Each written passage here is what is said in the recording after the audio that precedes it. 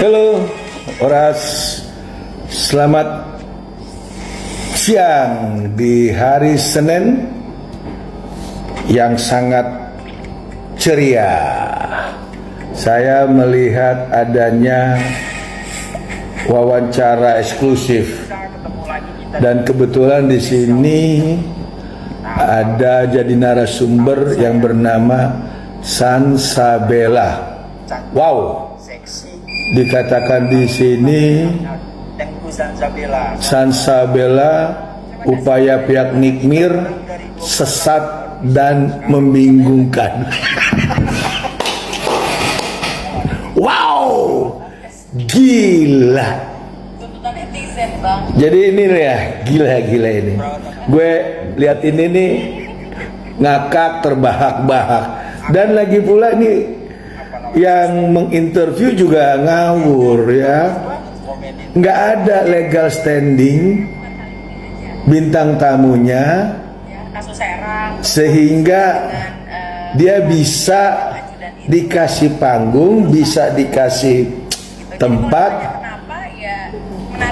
bahkan di situ dia nyatakan bahwa si Tengku Sansabela ini salah satu orang yang mention Kementerian Sosial untuk menertibkan public bingung atas strategi dan langkah hukum pihak Nikita Mirzani. Jujur, satu, Sansabela nggak ada urusan dengan pihak Nikita Mirzani. Kedua, juga dia bukan seorang praktisi hukum ataupun bukan latar belakang apa terkait masalah hukum. Dan di sini dia hanya posisi katanya ya, influencer. Influencer mudah-mudahan nggak sama dengan yang ini apa nih ya? Ini fresh care namanya. Nah, jadi gue sangat kaget. Di sini dikatakan bahwa Nikmir sama Fahmi Bahmid itu langkah hukumnya kontradiktif. Informasi yang akurat gitu ya. Jadi ini yang bisa saya kasih tahu ya. Dalam suatu proses hukum di negara kita tercinta ini, kadang-kadang kita harus jujur bahwa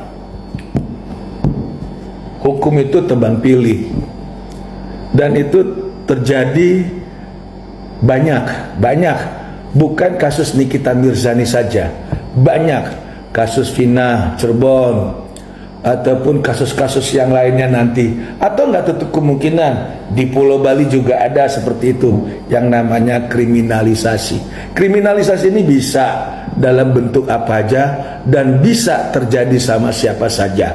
Jadi kalau orang yang nggak ngerti konstruksi hukum atau bukan orang hukum, janganlah membuat suatu pernyataan-pernyataan yang memang kontradiktif, apalagi kalau orang itu tidak ada hubungan dengan Nikita Mirzani, dengan Bang Fahmi. Nah, yang kita sangat sayangkan, kok bisanya dia kelihatan nyerang pribadi Nikita Mirzani, padahal temen juga bukan, kawan juga bukan, telepon-teleponan juga nggak pernah, WA-WA-an juga nggak pernah. Nah, kalau gue advokat Dr. Togar Situmorang, satu, gue ini dokter hukum. Kedua, gue temen dan kenal baik Bang Fahmi. Ketiga, gue kenal dan sering komunikasi sama Nikita Mirzani. Nah, terkait kasus Nikita, makanya gue coba semampu gue untuk bersuara terkait carut marut penanganan prosesnya. Waktu di Polda Metro, ingat kan, begitu digaspolnya seorang Nikita Mirzani, tahanan pertama 20 plus 40 plus 30, lalu mau detik-detik kalah 30-nya lagi tambahan, itu bisa P21.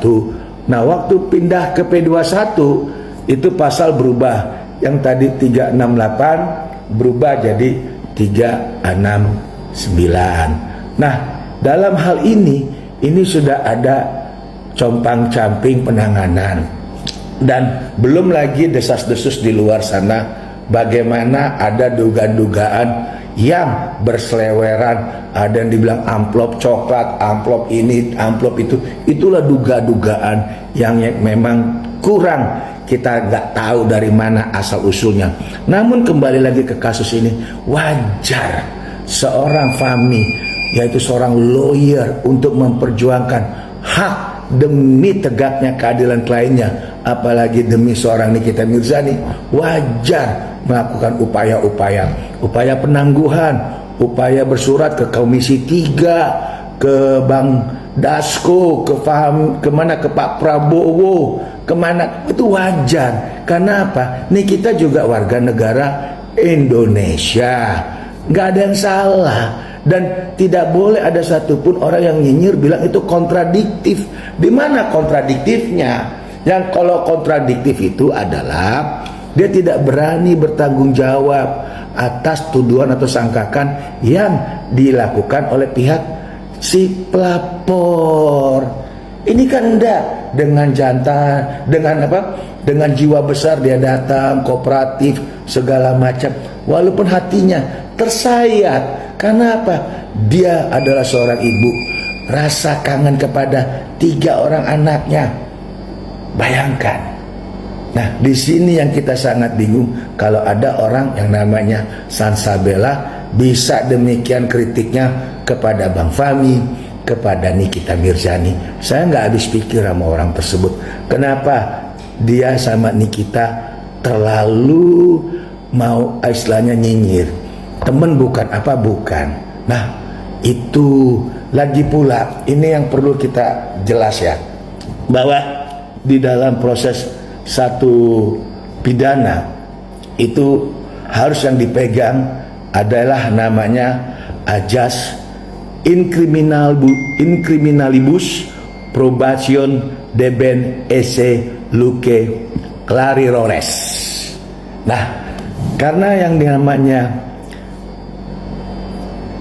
ajas deben esse luce clarirores probationes deben esse luce clarirores, itu bukti harus terang, seterang cahaya.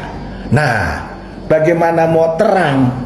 Pelapornya orang, tapi ternyata pada saat baca eksepsi nyebut nama PT suaminya. Nah itu, lalu dibilang adanya pemerasan, tapi pemerasannya sudah pasal diarahkan ke pasal yang lain. Lalu dibilang nilai kerugiannya 4M atau berapa. Nah, uang yang sudah disita sudah ada.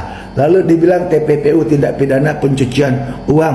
Nah, predikat krimnya aja masih debatable. Predikat kriminal utama aja belum ditemukan. Pertama, pasal awal di polisi berbeda dengan pasal di jaksa. Ini aja jadi debatable. Bahkan ada gugatan keperdataan. Jelas di Perma itu Perma 1 1956 dinyatakan kalau memang ada keperdataan pidananya bisa berhenti. Nah, ini banyak yang memang istilahnya tanda kutip ya, hal-hal yang aneh, sehingga wajib kita perhatikan, wajib kita kawal. Semoga Nikita Mirzani bisa menegakkan keadilan untuk dirinya dan untuk orang-orang yang nggak tahu bagaimana terkait masalah kasus, terutama Tengku Sasanbela. Mulutnya diam ya. Itu saya advokat Dr. Togas Tumorang di kesempatan hari Senin ini. Salam, Tuhan memberkati. Kebenaran akan menemukan jalannya. Nikita Mirzani tetap semangat. Bang Fahmi, respect.